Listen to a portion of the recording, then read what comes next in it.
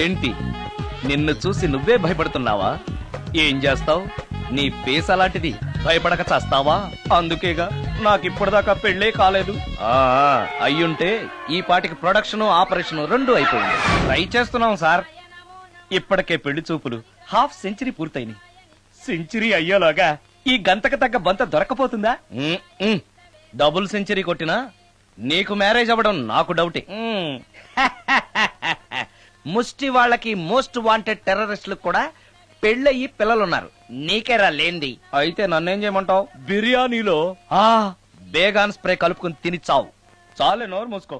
అసలే చండాలమైన ఫేస్ వేసుకుని పెళ్ళి ఒక నేను ఎడుతుంటే పైగా నీ ఎగతాడు ఒకట పాదలకి.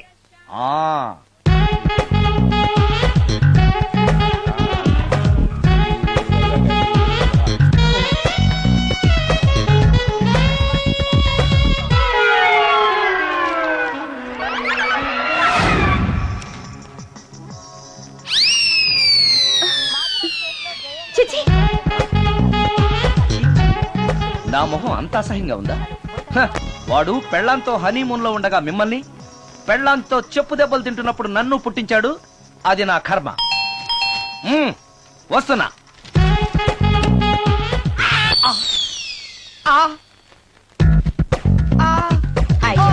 ఏటి బడిసే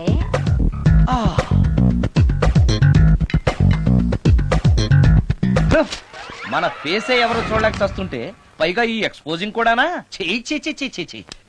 లోపల డ్రాయర్ ఉంది కాబట్టి సరిపోయింది. అమ్మో ముత్యాలు. ఏటి బాబు? నేను రికార్డింగ్ థియేటర్ కి వెళ్ళొస్తాను. అలాగే బాబు. ముత్యాలు, మళ్ళా ఏటి బాబు? ఇందాక నువ్వు చూసింది ఎవరికి చెప్పకు. అందరికి చెప్పుకొని తిరగటానికి నేను చూసింది ఏమైనా రామాయణంలో సుందరాకాండ కట్టవా బాబు? ఎల్లా బాబు. Excuse me. మిమ్మల్ని కాదు. నన్నండి. మిమ్మల్ని. ఈ అపార్ట్మెంట్ లో పని మనిషి తప్ప ఏ ఆడది నాతో మాట్లాడదు. ఈవిడికి నాతో పని ఏంటబ్బా? మీకు అభ్యంతరం లేకపోతే ఓ ఫోటో తీసుకోవచ్చా? నన్నా? ఆహా, టైం మారింది. మన ఫేస్ కి ఏకంగా ఫోటోలే తీసుకుంటున్నారు. ఈ ఛాన్స్ వదలకూడదు. ఓకే. Excuse me. సాధారణంగా మీరు అసలు నాతో మాట్లాడరు కదా, ఇవాళ ఏకంగా నా ఫోటో తీసుకోవడానికి కారణం తెలుసుకోవచ్చా? మా బాబు అన్నం తిన్నని గోలు చేస్తున్నాడు, నీ ఫోటో చూపించి బెదిరిద్దామని. ఇందులో జోక్ బాగుంది.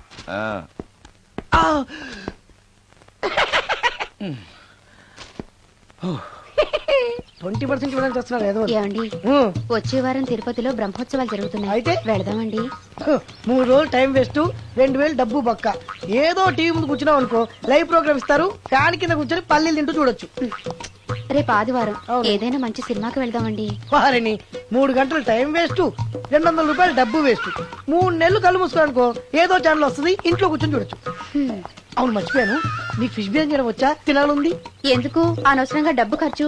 ప్రతిరోజు టీవీ చూస్తూ కూర్చోండి, ఏదో ఒక రోజు టీవీ ప్రోగ్రామ్ లో గుమగుమల్లో చూపిస్తారు ఎలా చేయాలో. లొట్టలేస్తూ చూడొచ్చు. మాటల్లో పెట్టి రికార్డింగ్ థియేటర్ వరకు నడిపించుకుంటూ తీసుకొచ్చి ఆటో డబ్బులు మిగిల్చారు. హలో, నువ్వు ఎంత బాగా వాయిస్తావు, ఏం బాగా వాయిస్తావు అనేది నాకు అనవసరం. నీకు ఇచ్చే రిమ్యునరేషన్ లో నాకు 20% ఇస్తావా? అయితేనే ఓకే. Line note. అలా అయితేనే ఓకే. లేవుటి ఇంకోసారి ఫోన్ చేయకు. పెట్టే ఫోన్. ఇదిగో, నువ్వు పంజాబ్ వెళ్తున్నావు కదా, మా ఆవిడ్ని మాధురి రికార్డింగ్ థియేటర్ లో డ్రాప్ చేసి ఆ తర్వాత వెళ్ళు. అర్థమైందా? అలాగే. ఒక్క నిమిషం. హలో, ఏమైనా నాకు ఈ సొంత ఎందుకయ్యా? నువ్వెంత సీనియర్ అయితే నాకెందుకు? 20% ఇస్తావా? అలా అయితే రికార్డింగ్ థియేటర్ గిటార్ వేసుకుని వచ్చాయి. ఇది ఒక్క నిమిషం. పక్కనే కదా ఇల్లు, నడుచుకుంటూ వచ్చి ఆటోలో వచ్చారని చెప్పి మా బాస్ దగ్గర 100 రూపాయలు తీసుకో. మా బాస్ దొరకకుండా 100 నాకు ఇచ్చి. అది ఇగో ఒక్క నిమిషం.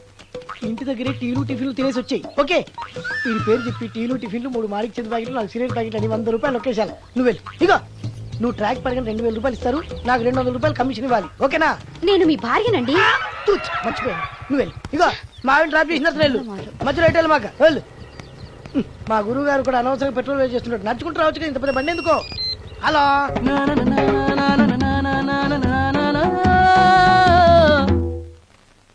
ఏమయ్యా, నువ్వు ఇన్స్ట్రుమెంట్ ప్లే చేస్తున్నావా, దుమ్ము దులుపుతున్నావా? సారీ సార్, కొంచెం స్లోగా. Okay please. Sir, good morning sir. ఏంటయ్యా, అందరూ వచ్చేసారా? అందరూ వచ్చారు సార్, ఆ. ఒక్క ప్రసాద్ గారు రాలేదండి. అదేంటి వాడు నిన్నే వస్తానని చెప్పాడు కదా. వాడికి పెళ్లి సెటిల్ అయింది సార్, రావడానికి ఇంకా 2 రోజులు పడుతుందని ఫోన్ చేశాడు. వీణ వాయించేవాడికి డప్పు కొట్టేవాడికి కూడా పెళ్లిళ్ళు అవుతున్నాయి. మ్యూజిక్ డైరెక్టర్ నాకు మాత్రం అదృష్టం లేదు. జింగిల్ మొత్తం వీణ మీద ఆధారపడింది, వాడు లేకపోతే ఎలారా? వాడు లేడనే సువర్ణ అనే వీణ ప్లేయర్ తీసుకొచ్చాను సార్. ఆ అమ్మాయి బాగా ప్లే చేస్తుందా? బ్రహ్మాండం, తీగ లెంపెద్ది. ఇలా చెప్పే మొన్నెవడో మృదంగా వాడిని తీసుకొచ్చావు, వాడిని ఆది తాళం వాయించరా అంటే చౌ మేళం వాయించాడు, చెవులో చిల్లులు పడిపోయాయి. తీసుకొచ్చాను కదా, మీరే టెస్ట్ చేయండి. ఒక్క నిమిషం రండమ్మా. నా కమిషన్ మీద మర్చిపోద్దమ్ము. ఈయనే మ్యూజిక్ డైరెక్టర్ సుందరం గారు. నమస్కారం అండి. నమస్తే.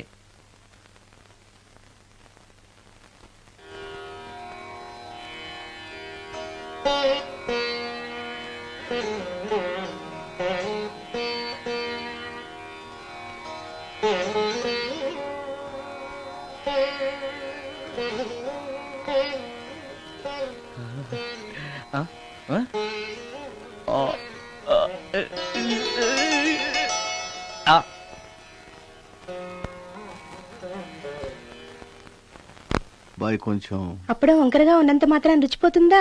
అబ్బాయి డబ్బు బాగా సంపాదిస్తున్నాడు, డబ్బుంటే అన్నీ ఓకే. మీ తమ్ముడు మాకు బాగా నచ్చాడండి. నేను మీకు నచ్చాను, మీ అమ్మాయి మా అందరికీ నచ్చింది కాబట్టి. చెప్పు బాబు. అది అది ఏంట్రా? మీ అమ్మాయితో నేను మాట్లాడాను. ఈ రోజుల్లో ఇవన్నీ మామూలుగా బాబు, తీసుకెళ్లి మాట్లాడు. రే ఆగరా, ఏమడుగుతావురా?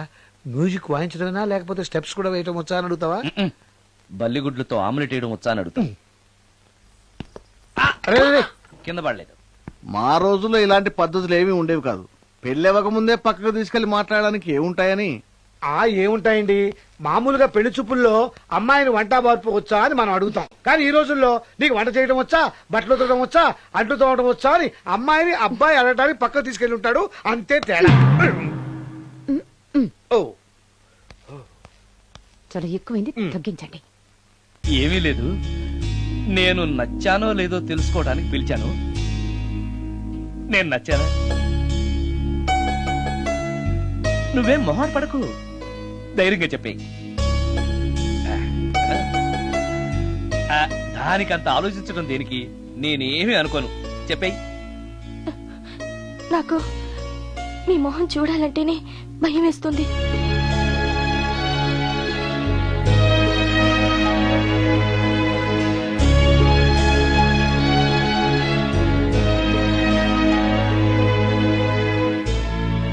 పనిలో పని ముహూర్తాలు కూడా పెట్టేస్తే మనం పెళ్లి ఏర్పాట్లు చేసుకోవచ్చండి. అలాగే అక్క, ఏనానా? ఈ పెళ్లి జరగదు.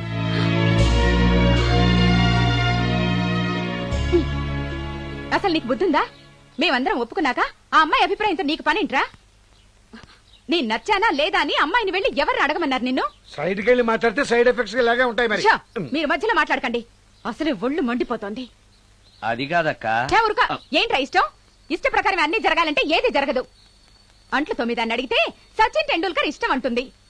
కాకా హోటల్లో కప్పులు కడిగేవాడిని అడిగితే కత్రినా కైఫ్ ఇష్టం అంటాడు. ఇష్టపడినంత మాత్రాన వాళ్లకు వీళ్లకు పెళ్లికి జరుగుతాయరా? అంతెందుకురా, నేను ఇష్టపడి ఇన్ని పెళ్లి చేసుకున్నానా?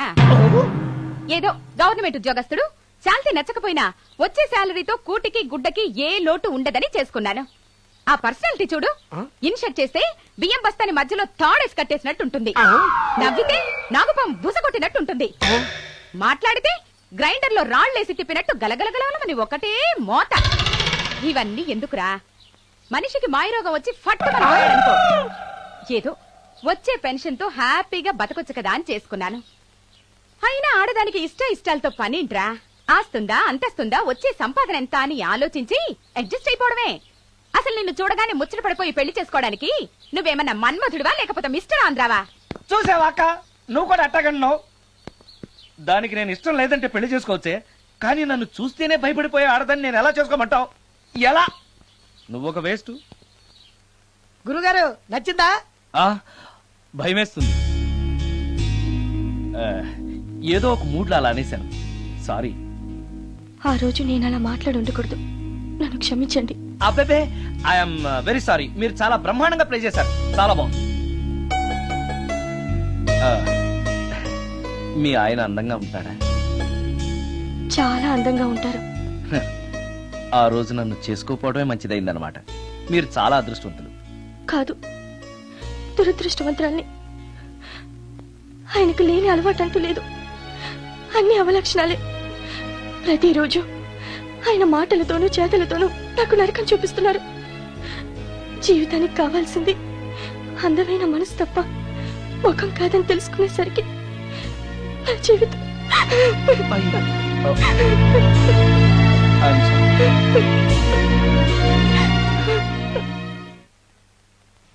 జరిగిపోయిన తర్వాత అసలు దీనికన్నా కారణం ఏంటండి? నేను చెప్పే మాట కనుక వీడు ఉంటే వాళ్ళు పెళ్లి చేసేవాడివా? ఎవడు సార్ పెళ్లి?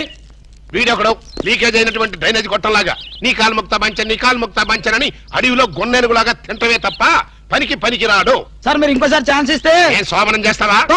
ఎవరికి సార్? వీడితో నీకు పోతావు. ఇదిగో bond. Excuse me, bond, James bond. ఈ బ్యాండ్కి ఏం లోట్లేదు. నిన్న బ్యాంక్ ఏదో దోపిడీ జరిగిందట. అవును విన్నాను నేను.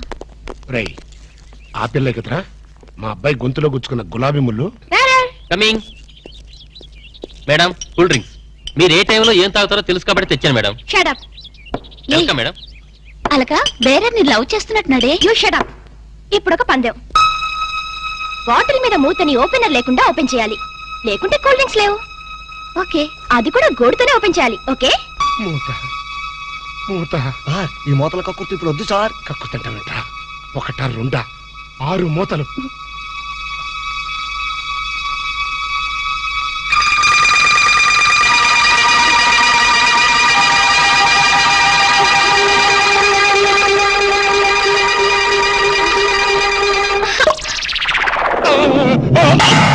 అయ్యో అయ్యో మూత మీద చచ్చిపోతాడేమో. ఏంటంటే సరే, ఆ మూత మీద చచ్చిపోతే నా 2 లక్షలు ఎవరిస్తాడు? మా 3 లక్షలు ఎవరిస్తారు? 5 లక్షలు ఎవరిస్తారు? నా 4 లక్షలు ఎవరిస్తాడు? అవునండి, మామూలు వడ్డీ, చక్కెర వడ్డీ, బారు వడ్డీ, ఈ వడ్డీలోనే కూడా చచ్చిపోతే అమ్మో చావకు సార్. అయినా మీరు మింగింది వెన్న ముద్ద కాదు, కూల్ డ్రింక్స్ సీసా మూత. అది చేయి పెట్టుకెళ్ళినా రాదు. ఐడియా ఏంటది? ఎలాగూ మూత మింగాడు కనుక కూల్ డ్రింక్స్ సీసా కూడా మింగిస్తే. అయ్యో అయ్యో, దగ్గరలో ఎవరైనా డాక్టర్ ఉన్నాడా? డాక్టర్ డాక్టర్ డాక్టర్ మూతో తీయడానికైనా వేయడానికైనా ఒకే ఒక డాక్టర్ ఉన్నాడు. ఆల్ ఇన్ ఆలీ డాక్టర్ రాము అని. అతని దగ్గరికి వెళ్దాం పదండి. ఏంటండి ఇంజక్షన్ అంటే భయమా? అదే లేదు. ఈయన మింగిన మూత డాక్టర్ కొట్టేస్తాడేమో నేను భయం. ఏమిటి అలా చూస్తున్నారు? అతను మీ అబ్బాయి, ఆపరేషన్ చేస్తే పర్లేదు, ఏం కాదు. అబ్బా, మీరు చచ్చిపోతే వాళ్ళిద్దరు విడిపోతారు. వాళ్ళిద్దరు విడిపోవడానికి మీరు ప్రాణత్యాగం చేస్తే నచ్చమే లేదండి. పైగా మీకు అక్బరంత పేరు వస్తుంది.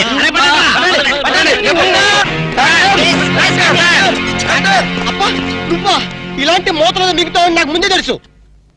ఒరే శేఖర్, నాకున్నది ఒకే ఒక సింగల్ అప్ప. ఎలాగైనా కాపాటం. ఎలా ఏముంది, గొంతును అడ్డంగా కోసి మూతను బయటికి తీయడం. నువ్వేం చేస్తావు మాకు తెలీదు. ఈయన పోయినా పర్వాలేదు, కానీ ఆ మూత మాత్రం బయటికి రావాలి.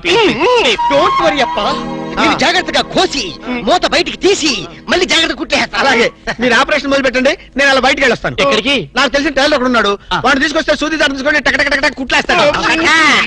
మాకు ఎంబీబీఎస్ ఫస్ట్ ఇయర్ లోనే టైలరింగ్ నేర్పిస్తారు. యూనో. మరి ఇంకే ఆపరేషన్ ధైర్యంగా చేసాయి. అమ్మో, అరే కంగారులో కడతాన్ని ప్రాణం చేస్తానేమోరా. ఆ అమ్మాయిని చూసావా? నిన్నే గమనిస్తుంది. ఇప్పుడు ఈ ఆపరేషన్ నేను చేశాను అనుకో, ఆ అమ్మాయి నన్ను వచ్చేస్తుంది. అదే నువ్వు చేసావు అనుకో, అయస్కాంతో లట్టుకొని అతుకుపోతుంది. ఐస్కాంత్ ఐస్కాంత్ ఎక్కడ ఉందా? ఇప్పుడు అయస్కాంత్ అడుగురా. ఓకే. అబ్బా, చివరిసారిగా నీకు ఇష్టమైన దేవుని గొంతులను తలుచుకో.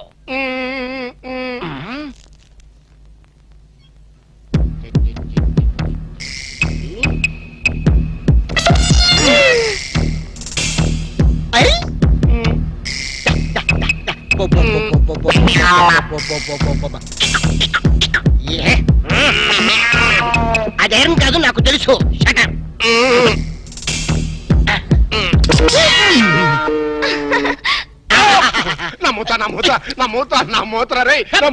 Success, grand success. తీసుకోండి. ఈడియట్ డాక్టర్, అనవసరంగా మోత తీసావు. మీరే కదా కట్టించమన్నారు. కక్కించమంటే కక్కించేస్తావా? ఏదో మాట వరుసుకున్నావు, అది నోట్లో ఉంటే కొన్నాళ్ళ పాటు మాట్లాడుకుంటూ ఉండేవాడుగా. అనవసరం మా ప్లాన్ అంతా చెడగొట్టావు. అమ్మయ్యా, ఎలాగైతేనే మూత బయటకు వచ్చింది. నీ బొంద బయటకు వచ్చింది. అది చూడండి, వాళ్ళిద్దరు అయస్కాంతలాగా అతుక్కుపోతున్నారు. మీరు ఏ పని చేసినా అతుక్కుపోవడమే తప్ప విడిపోవడం అనే ప్రసక్తి లేదు. అతుక్కుపోతే అతుక్కుపోదేమండి. నీ ప్రాణాలు కాపాడినందుకు సంతోషించదు కదా.